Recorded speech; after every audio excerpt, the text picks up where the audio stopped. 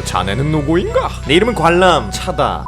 만약 여러분들이 명탐정 코난에서 어떤 아이템을 가져올 수 있다면 어떤 걸 가져오고 싶나요? 다른 사람의 목소리를 똑같이 흉내낼 수 있어서 보이스피싱을 하는데 유용한 나비 넥타이형 음성 변조기, 그게 아니라면 자동차보다 빠른 속력을 내가지고 도로를 개착사를 내놓을 수 있는 교통사고 유발용 스케이트보드, 뭐 이것 말고도 날아오는 총알도 피하고 벽도 부숴버릴 수 있는 트리케라톱스 경호원, 사람 한 명의 목숨쯤은 그냥 앗아갈 수 있을 것 같은 저승 체험용 킥력 증강 슈즈 등등 여러가지 아이템이 탐날 것 같습니다. 하지만 제가 오늘 소개하고자 하는 아이템은 이 모든 것들을 이길 수 있는 아이템, 바로 먹은 사람의 시간을 되돌릴 수 있는 기적의 알약 아포톡신 486구라는 물건입니다. 그럼 지금부터 저와 함께 명탐정 코난의 근본적인 시작점이라고 볼 수 있는 아포톡신 486구라는 알약에 대해서 알아보겠습니다. 우선 이 아포톡신 486구의 효과부터 알아보겠습니다. 다들 이 아포톡신 486구의 효능을 유아화되는 것이라고 알고 있을 텐데, 원래 조직원들은 이것을 독약으로 쓰려고 했습니다. 명탐정 코난 1화를 보면 진이 쿠도 시니치를 죽이기 위해 이 아포톡신 486구를 사용하게 되고, 이 독약은 체내에 남지 않고 소멸되기 때문에 좋은 독약이라는 식으로 말을 합니다. 그런데 이 약을 개발하던 미야노 시오라는 연구원은 아포톡신 486구를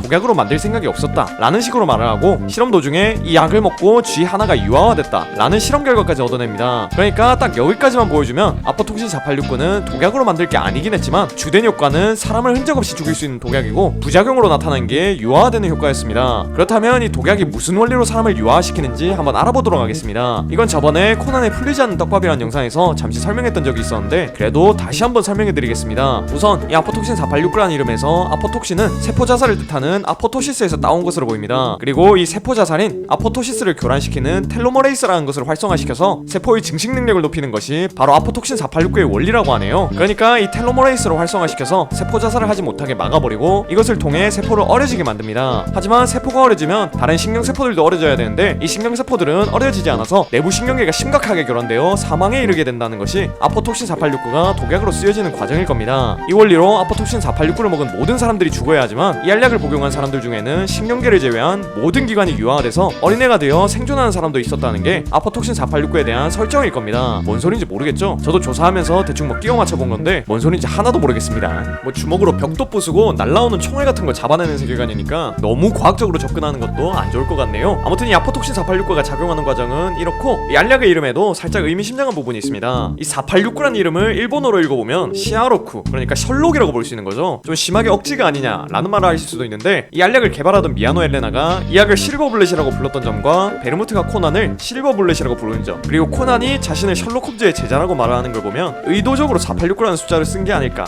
하는 생각도 드네요. 그러면 이제 미야노 엘레나 이름이 나오기도 했으니 이 아포톡신 486구라는 알약을 대체 누가 만들기 시작한 거고, 지금은 누가 만들고 있을까 라는 것을 한번 알아보겠습니다. 우선 정확하게 이 알약을 만들기 시작한 건 누구인지 알 수가 없습니다. 검은 조직에서 이 알약을 만들기 시작했으니 시작은 카라스마라고 봐야 할 테지만, 지금으로선 카라스마가 알약에 대한 지식이 방대해서 본인이 연구를 시작했던 건지 아니면 다른 동업자랑 함께 이 알약의 개발을 시도했는지는 모르겠지만, 아무튼 알 수 없는 누군가가 알약 개발을 시도했고, 그 개발을 이어받은 것이 하이바라의 부모님인 미야노 아치시와 미야노 엘레나입니다. 미야노 엘레나는 이 알약을 개발하기 시작했을 무렵 이 약에 실버블렛이라고 하는 이름을 붙여줬죠. 그리고 이 알약을 개발하다가 살해를 당한 건지 아니면 사고사를 당한 건지 모르겠지만 죽음을 맞이했고, 이 미야노 부부의 연구를 이 부부의 딸인 미야노 시오가 이어서 하게 됩니다. 근데 여기서 알아둬야 할 건, 미야노 부부가 연구하던 알약과 시오가 연구하던 약의 종류는 다른 것으로 보입니다. 애초에 시오는 미야노 부부에게서 정식으로 인수인계받은 것이 아닌 남아있는 자료들을 어떻게 취합해가지고 자신만의 방법으로 약을 만들었던 거고, 미야노 부부는 조직에서 무슨 자료를 받고 연구를 했던 건지 아니면 본인들만의 정보를 토대로 약을 만들었던 건지 모르겠지만, 아무튼 약을 만들었었습니다. 그래서 미야노 부부가 만든 알약과 시오가 만든 알약은 다를 수밖에 없던 거였죠. 이걸 알 수 있는 게 일본에서 진이 시니치에게 아포톡신 486구를 먹이며 이 알약을 사람에게 쓰는 건 네가 처음이다 라는 식으로 말을 하는데, 대략 17년 전에 하네다 코지라는 인물이 아포톡신 486구를 먹어서 죽었다는 걸 보면 작가님이 장기 연재로 인하여 일권에 있던 설정을 까먹었다던가, 아니면 둘의 알약은 다른 것으로 치기 때문에 진은 시오가 만든 알약은 처음 쓰는 거다 라는 식으로 말을 했던 거라던가, 이 두 가지 중에 하나라고 볼 수 있는 거죠. 솔직히 작가님이 설정을 까먹었을 확률이 심하게 높아 보이긴 하는데, 그냥 시오가 만든 알약을 쓰는 게 처음이라서 진이 그런 말을 한 걸로 치겠습니다. 아무튼 이렇게 미야노 부부와 미야노 시오가 이 알약 개발에 힘을 써왔고, 미야노 시오가 조직에서 나온 지금은 누가 이 알약을 개발하고 있는지는 알 수가 없습니다. 그냥 시오의 연구를 이어서 조직에 있는 연구원 요원들이 함께 작업하고 있을 수도 있고, 그게 아니라면 이 약을 개발하는 새로운 인물이 나올 수도 있을 것 같네요. 자, 그 다음으로 이 알약을 먹은 사람들을 한번 보겠습니다. 우선 쿠도 시니치라는 인물이 이 알약을 최초로 먹었습니다. 물론 코난 세계관의 시간선으로 보면 시니치가 최초로 먹은 건 아니긴 한데, 명탐정 코난을 보고 있는 독자들 입장에서는 시니치가 최초로 알약을 먹었으니 그냥 최초로 먹은 걸로 하죠. 그 다음 이 약을 직접 개발했던 미야노시오 역시 조직의 손에서 벗어나기 위해 알약을 먹고 유화가 됐었습니다. 그리고 마지막으로 세라마스의 엄마인 메리세라 역시 베르무트에 의해 이 아포톡신 486구라는 알약을 먹게 됐고 유화가 된 채로 몰래 숨어 살고 있습니다. 이 세 명의 공통점은 아포톡신 486구를 먹고 죽지 않고 유화가 됐다는 특징이 있죠. 앞서도 말했다시피 이 아포톡신 486구의 원래 목적은 사람을 죽이는 독약인데, 이 세 명은 독약이 듣지 않고 부작용인 유화가 됐다는 것이 특이점이라고 볼 수 있습니다. 그렇다면 원래 독약의 효과를 본 사람은 누가 있냐 라고 한다면 많은 사람들이 있겠지만 좀 비중이 있다 하는 사람들 중에선 하네다 코지라는 사람밖에 없습니다. 솔직히 이 정도면 유화가 되는 게 제대로 된 효과이고 독약이 부작용으로밖에 안 보이긴 하네요. 그리고 지금 말한 사람들 외에도 베르무트와 카라스마도 이 아포톡신 486구를 먹은 게 아닐까 하는 의심을 받고 있습니다. 이게 그럴만도 한 게 베르무트는 FBI 소속의 조디가 어린 시절 때의 모습과 조디가 다 커서 FBI 요원이 됐을 때의 모습이 전혀 변한 게 없습니다. 그래서 이건 베르무트도 아포톡신 486구를 먹고 나이가 어려진 거다 라고 의심할 수 있는 거죠. 그리고 검은 조직의 보스인 카라스마 역시 작품 내에서 50년 전에 99살이라고 말할 정도로 나이가 많은 인물인데, 만약 지금까지도 보스가 살아있다면 아포톡신 486구를 먹고 수명을 연장한 것이라고 볼 수 있습니다. 물론 베르무트와 카라스마는 의심만 하고 있을 뿐 확실하게 알약을 먹은 건지 안 먹은 건지는 알 수가 없으니 얘네가 아포톡신을 먹었다라고 의심을 하는 건 저희 뇌피셜일 뿐 오피셜은 아니라는 점 알아주셨으면 좋겠네요. 자, 그 다음으로 이 알약의 목적이 무엇일지 한번 알아보겠습니다. 솔직히 이 질문에는 정확하게 대답을 할 수가 없습니다. 언뜻 이 아포톡신 486구가 사람을 유화시켜서 카라스마가 불로불산을 목적으로 이 알약을 만드는 게 아닐까 하는 생각을 하실 수도 있지만, 고쇼 작가님이 불로불산 아니다 라는 식으로 언급했다는 말이 있어서 이건 일단 제외하겠습니다. 그러면 이 알약을 만드는 목적은 과연 무엇일까요? 이것에 대한 대답은 이타쿠라라는 프로그래머의 일기를 보면 살짝은 알 수 있습니다. 이 일기에서 이타쿠라에게 말을 건 여자는 이타쿠라가 이 소프트웨어 가지고 뭘 하려는 것이냐 라는 질문에 우리는 시간을 거슬러 죽은 사람을 되살리는 거다 라는 식으로 말을 했었습니다. 저는 처음에 이 구절을 봤을 때 그냥 진짜 목적을 은유적으로 표현한 게 아닐까 라는 생각을 했었는데, 돌아보면 진짜 말 그대로 죽은 사람을 살리기 위해 검은 조직이 아포톡신 486구를 개발하고 요상한 소프트웨어를 만들고 있는 게 아닐까 하는 생각이 들었습니다. 그래서 또 한 번의 뇌피셜을 씹으려보자면 이미 카라스마는 죽은 사람이고 이 카라스마라는 사람을 살리기 위해 누군가가 검은 조직을 만든 뒤 아포톡신 486구라는 약을 만들고 있는 게 아닐까 하는 추리를 해볼 수 있더라고요. 물론 아닐 확률이 더 높긴 한데 이런 추리도 할 수 있다 라는 식으로 알아주셨으면 좋겠습니다. 그 다음으로 이 알약의 해독 방법에 대해서 알아보겠습니다. 이 아포톡신 486구를 먹고 만약 죽지 않고 어려졌다면 원래 모습으로 돌아갈 수 있는 방법이 두 가지가 존재하는데, 첫 번째 방법은 감기에 걸린 상태로 파이칼이라는 고량주를 마시는 것입니다. 이 방법으로 코난이 시니치로 돌아가는데 성공을 했고, 하이바라 역시 잠시 동안 미야노시오로 돌아가는데 성공했었습니다. 그리고 이 파이칼이라는 술 덕분에 원래 몸으로 돌아갔던 원리를 이용하여 하이바라가 두 번째 방법을 만들었으니 아포톡신 486구를 해독하는 두 번째 방법은 바로 하이바라가 만드는 해독제를 먹는 것입니다. 하이바라는 파이칼의 효과를 발견한 뒤 그것의 성분을 정제하여 해독제를 개발했습니다. 물론 약의 효과가 하루에서 이틀 정도밖에 안 된다는 게 흠이긴 하지만, 그래도 이 해독제 덕분에 시니치가 언젠가 원래 모습으로 돌아갈 수 있다 라는 희망을 가지게 됐었죠. 자, 마지막으로 이 약의 진짜 효과를 알고 있는 사람은 누가 있을까요? 우선 약을 먹고 어려진 코난과 하이바라, 그리고 메리세라는 당연하게 알고 있을 겁니다. 그러면 이 세 명 외에 이 효과를 알고 있을 만한 사람은 베르무트와 카라스마 이렇게 둘이 있을 거라고 예상이 가네요. 우선 카라스마는 검은 조직을 만든 장본인이며 아포톡신 486구의 연구를 맡긴 인물이니 모를 수가 없을 거고, 원작에서도 카라스마로 추정된 인물이 어려진 메리세라를 보며 꿈을 꾸는 것 같다 라는 말을 했던 걸 보면 이 약의 원래 효과를 알고 있는 것처럼 보였습니다. 그리고 베르무트 역시 보스와 밀접한 관련이 있는 것 같고, 시니치가 코난이 됐다는 것에 큰 거부감을 보이지 않고 시오가 하이바라가 됐다는 것도 금방 알아차리고 납치를 하려고 했던 걸 보면 베르무트 역시 아포톡신 486구라는 약의 진짜 효과를 어느 정도 아는 걸로 볼 수 있을 것 같습니다. 그리고 여기다가 럼이란 남자 역시 뭐 약의 진짜 효과에 대해서 뭐 말을 하긴 하던데, 제가 아직 코난의 최신화까지 안 봤고 럼도 확실하게 이 약의 효과에 대해서 말을 한 게 아니어가지고 약의 진짜 효과에 대해서 안다고는 확실히 말을 할 수 없을 것 같았습니다. 자, 이 정도가 아포톡신 486구에 대한 TMI 아닌 TMI들이었습니다.